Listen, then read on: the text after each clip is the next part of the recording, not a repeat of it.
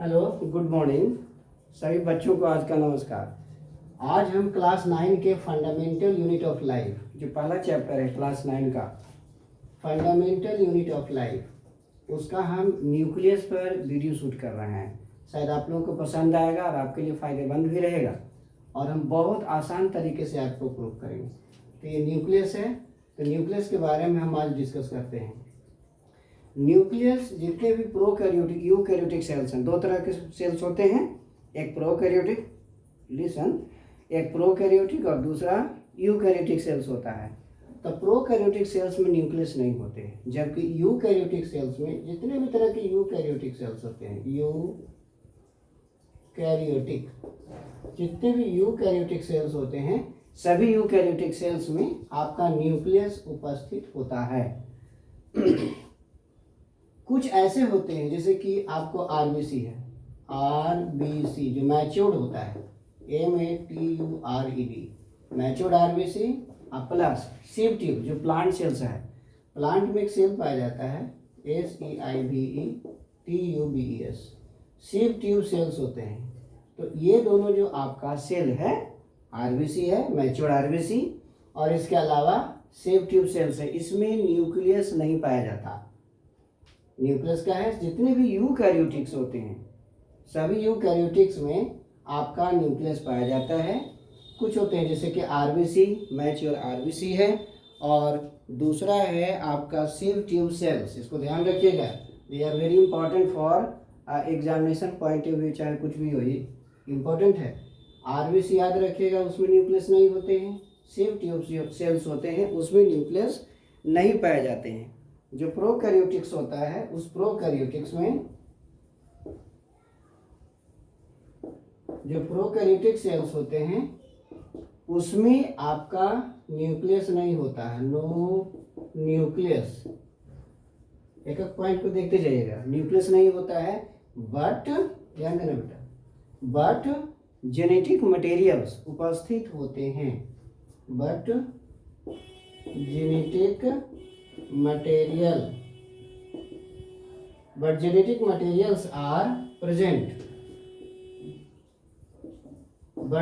materials are present, and these genetic material जो prokaryotes में पाए जाते हैं वो एक जगह पाए जाते हैं जिसका नाम है न्यूक्लियोइड्स। उस एरिया को कहते हैं, रीजन को कहते हैं प्रेजेंट एट ए प्लेस, एक जगह पर होता है, कॉल्ड न्यूक्लियोइड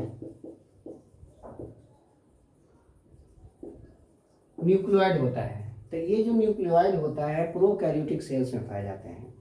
ये न्यूक्लियोइड क्या है, तो जेनेटिक मटेरियल का जगह होता है। प्रोकैरियोटिक से जैसे बैक्टीरिया आप देखिएगा या प्रोकैरियोटिक सेल देखिएगा, तो उसमें बीच में जो होता है आपका जो साइटोप्लाज्म है, उस साइटोप्लाज्म में जेनेटिक मटेरियल उपस्थित होते हैं, और उस रीजन को कहते हैं न्यूक्लियोइड। ये जो न्यूक्लियोइड सेक्टर्स होते हैं, ये न्यूक्लियोइड में जो जेनेटिक मटेरियल पाया जाता है वो सर्कुलर होता है, सर्कुलर होते हैं, और इसके साथ साथ आपका डीएनए होता है, सर्कुलर डीएनए होते हैं। इसमें सर्कुलर डीएनए, गोल गोल डीएनए पाया जाता है, आपका सर्कुलर डीएनए पाया जाता है। तो ये था शुरुआत वाला। जितने भी तरह के यूकैरियोटिक, यू का मतलब होता है सही, प्रोकैरियोटिक, कैरियोटिक का मतलब होता है जेनेटिक मटेरियल, सेल जिसमें सही जेनेटिक मटेरियल है, ट्रू जेनेटिक मटेरियल है, आरबीसी को छोड़ करके, सेव ट्यूब को छोड़ करके, इसको कंफ्यूजन में याद रखिएगा। प्रोकैरियोटिक सेल्स में न्यूक्लियस नहीं होते, लेकिन जेनेटिक मटेरियल उपस्थित होते हैं। कहाँ पर? साइटोप्लाज्म में। जेनेटिक मटेरियल साइटोप्लाज्म में उपस्थित होते हैं, लेकिन जिस जगह पर रहते हैं उस एरिया को क्या कहते हैं? न्यूक्लियोइड। तो न्यूक्लियोइड में जो जेनेटिक मटेरियल्स होता है वो सर्कुलर डीएनए होता है, सर्कुलर गोल होता है, सर्कुलर डीएनए होता है। अब हम चलते हैं स्ट्रक्चर पर।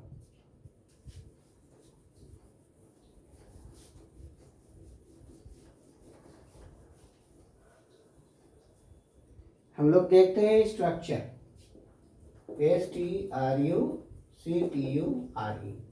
तो हमने देखा सबसे पहले कि भाई जो यूकैरियोटिक्स है वो एक एनिमल सेल का भी होता है, एक प्लांट सेल का भी होता है। तो एनिमल सेल और प्लांट सेल में जो होते हैं, वो एनिमल सेल में क्या होता है कि एनिमल सेल में मान ली एनिमल सेल है तो ये बीच में पाया जाता है। ये न्यूक्लियस जो होते हैं बीच में होते हैं, सेंट्रली होते हैं, सेंट्रली लोकेटेड होता है। लेकिन अगर आप प्लांट सेल में जाइएगा, मान लीजिए स्ट्रक्चर है प्लांट सेल का, ये आपका प्लांट सेल का स्ट्रक्चर है, तो इसमें बीच में क्या होता है कि भाई वैक्यूल्स होता है, बड़का वैक्यूल्स पाया जाता है। ये लार्ज वैक्यूल्स होता है, लार्ज सेंट्रल वैक्यूल्स। ये लार्ज सेंट्रल वैक्यूल जो होता है न्यूक्लियस को ढकेल करके किनारे कर देता है। देखिए हम न्यूक्लियस बनाए हैं किनारे करके, ये न्यूक्लियस है। एनिमल सेल में बीच में होता है, जबकि प्लांट सेल में किनारे में होता है। तो किनारे में क्यों होता है? इसीलिए कि बीच में बहुत बड़ा सेंट्रल वैक्यूल्स पाए जाते हैं, बहुत बड़ा सेंट्रल वैक्यूल्स होता है, जिसके कारण इसको किनारे ढकेल दिया जाता है। तो ये पहला है कि ये पोजीशंस होते हैं। अब हम क्या करते हैं कि इसके स्ट्रक्चर के बारे में जानते हैं। स्ट्रक्चर हम देखते हैं। ये पहले पोजीशन होगी। न्यूक्लियस जो होता है देखिए डबल फोल्डेड स्ट्रक्चर का, डबल मेम्ब्रेन का बना होता है। देखिए फिगर है, बहुत ही सिंपल फिगर है। देखिए आपका फिगर हो जाएगा।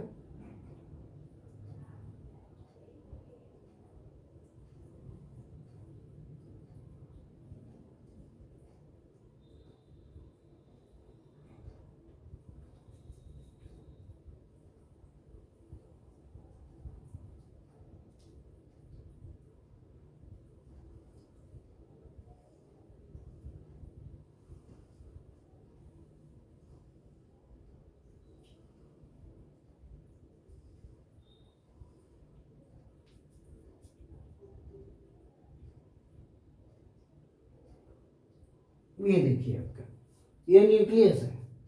हमने न्यूक्लियस बनाया, देखिए एक लेयर और दूसरा लेयर, दो लेयर का बनता हो, इसको हम कहते हैं डबल लेयर्ड। देखिए एक ना डबल, एक लेयर, एक double layered, DOUBLE double YERED, double layer का स्ट्रक्चर होता है। इसको हम कहते हैं दोनों मिला करके nuclear envelope, CLEAR, nuclear ENVELO envelope.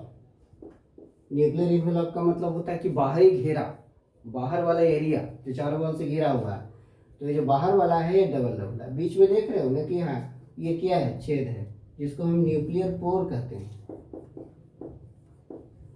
Nuclear pore होता है, छेद होता है। इस पोर से कम्युनिकेशन होता है, इधर से इधर मटेरियल, इधर से इधर मटेरियल होता रहता है। अब ये बीच में जो आप देख रहे हैं एक न्यूक्लियोलस पाया जाता है, एक काला सा धब्बा होता है, इसके बारे में भी देखेंगे। और एक जेनेटिक मटेरियल होता है जो क्रोमैटिन फाइबर्स ऐसे ऐसे फैला हुआ रहेगा। अब देखिए इसको हम लेबलिंग कर देते हैं। ये हो गया आपका न्यूक्लियर पोर, हो गया न्यूक्लियोलस।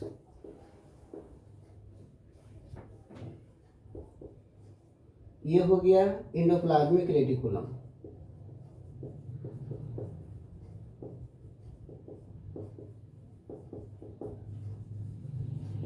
एंडोप्लाज्मिक रेटिकुलम, अंदर जो मटेरियल्स है ये देखिए ऐसे लिक्विड लाइक का स्ट्रक्चर है, उसको हम कहते हैं न्यूक्लियोप्लाज्म। अंदर जो लिक्विड मटेरियल है उसको न्यूक्लियोप्लाज्म कहते हैं। और ये जो आपका स्ट्रक्चर है इसको कहते हैं क्रोमैटिन मटेरियल्स, जो जेनेटिक मटेरियल ही कहलाता है, क्रोमैटिन मटेरियल्स। ये हो गया आपका न्यूक्लियर पोर, हो गया रफ एंडोप्लाज्मिक रेटिकुलम, हो गया। ये देखिए सेल है, सेल के ही अंदर पाया जाता है।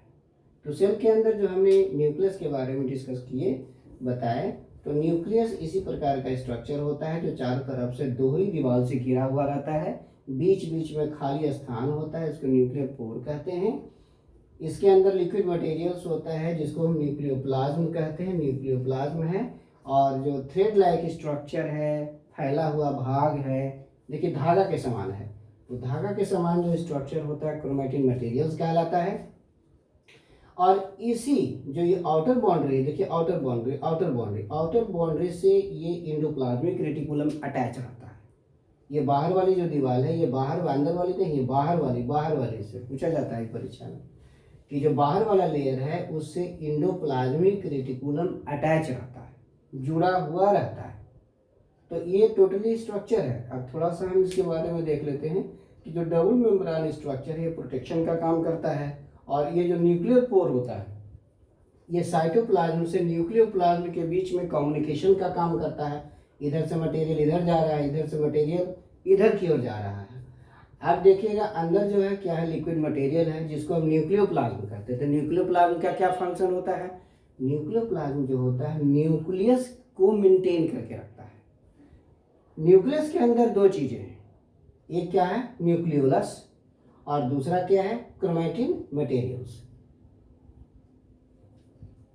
क्रोमैटिन मटेरियल्स है।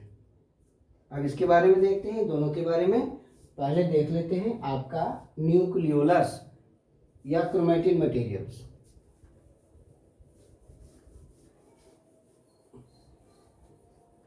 न्यूक्लियोलस देखिए या क्रोमैटिन मटेरियल्स पर हम देखते हैं।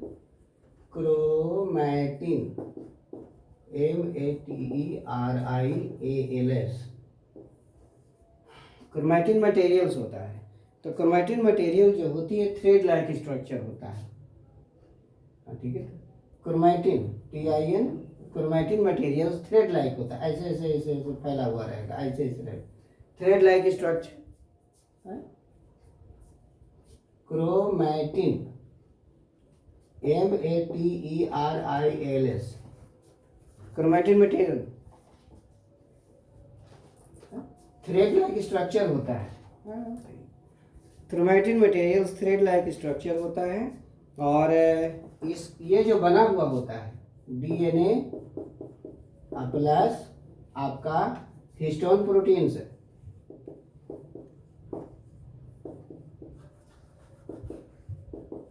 DNA और हिस्टोन प्रोटीन से, DNA और हिस्टोन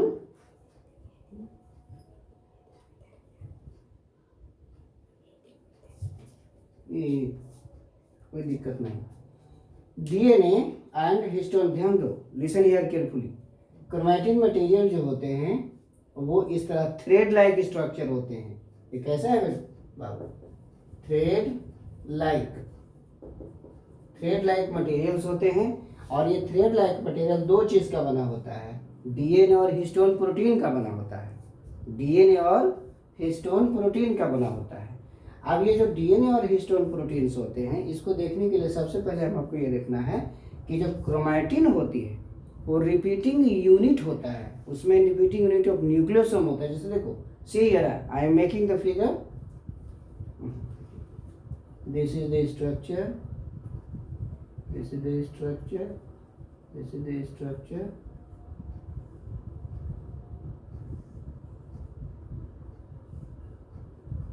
yeah.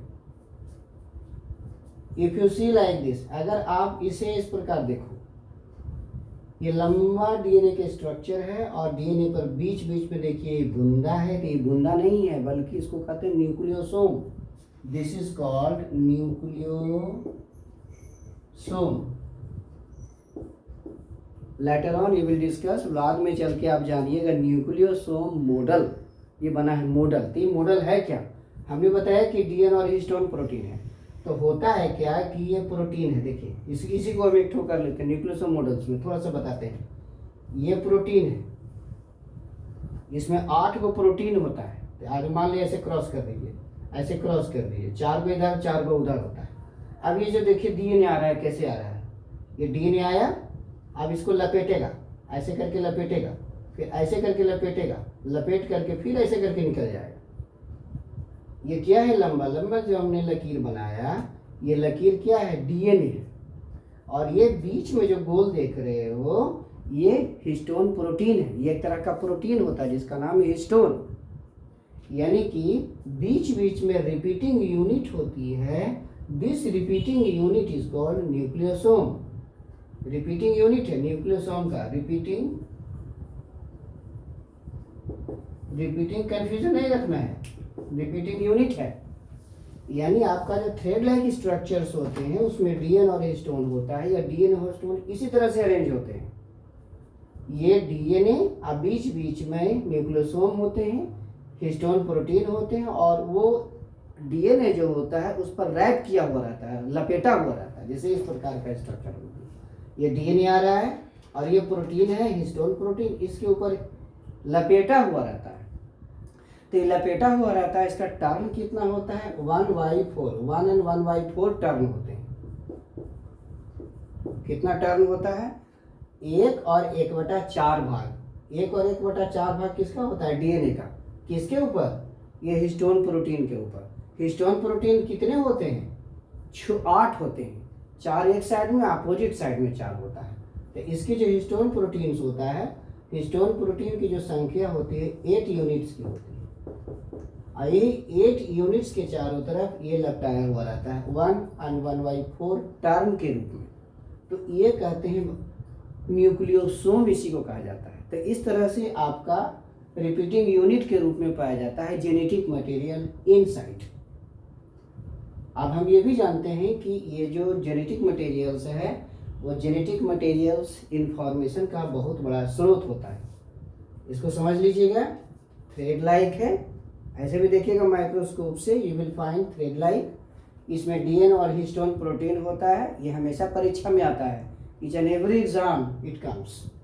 ये नहीं आएगा मेडिकल का, ये और ये दोनों आता है, सभी जनरल कंपटीशन का एग्जाम होता है।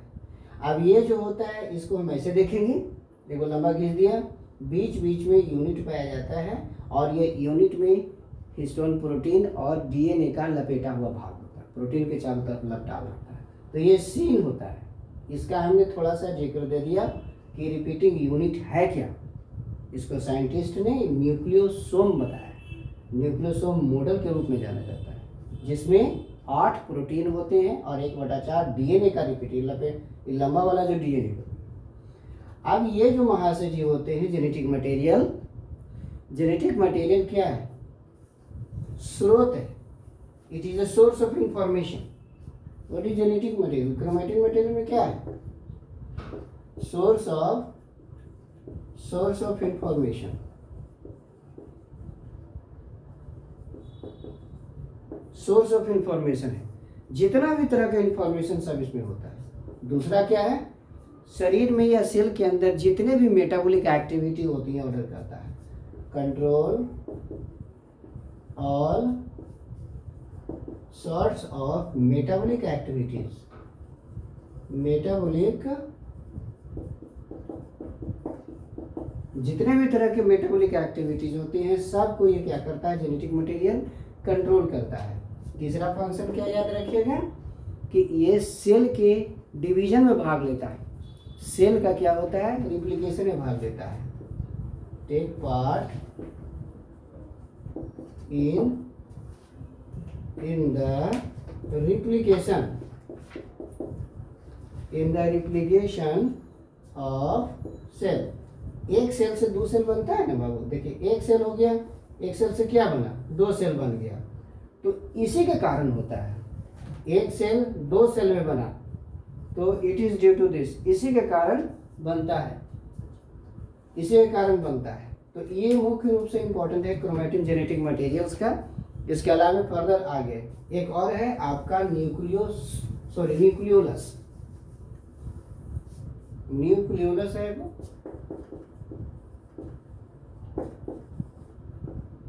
न्यूक्लियोलस है। तो न्यूक्लियोलस है क्या, तो ये जो है न्यूक्लियस के अंतर्गत डार्क स्टेन्ड लाइक स्ट्रक्चर है, धब्बा जैसा, काला धब्बा जैसा दिखाई देगा, डार्क स्टेन्ड धब्बा जैसा दिखता है। आखिर इसमें होता है क्या, इसमें रहता है क्या, इसमें जो है आपका आरएनए प्लस प्रोटीन होते हैं, हमेशा याद रखिएगा आरएनए प्रोटीन होता है, यानी इसको हम फैक्ट्री ऑफ राइबोसोम्स कहते हैं,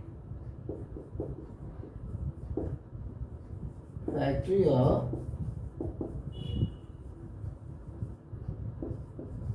इसको याद रखिएगा, nucleolus is the factory of ribosomes.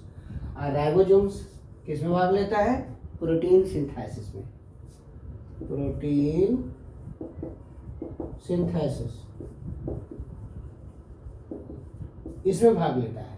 तो ये न्यूक्लियोलस है जो कि न्यूक्लियस के अंदर पाया जाता है और ये डार्क धब्बा लाइक स्ट्रक्चर होता है। ये कोई सेल ऑर्गेनल्स के रूप में उतना बड़ा नहीं होता है और ये चारों तरफ से मेम्ब्रान से घिरा हुआ नहीं रहता जैसे कि न्यूक्लियस घिरा हुआ, वैसे ही सेल ऑर्गेनल्स नहीं है, कोई दीवार वाल नहीं होती है, बल्कि ये क्षेत्र होता है जिसमें आरएनए और प्रोटीन्स होते हैं और ये इम्पोर्टेंट होता है राइबोसोम्स के बनाने का। राइबोसोम्स में क्या होता है? राइबोसोम्स में आरएनए होते हैं।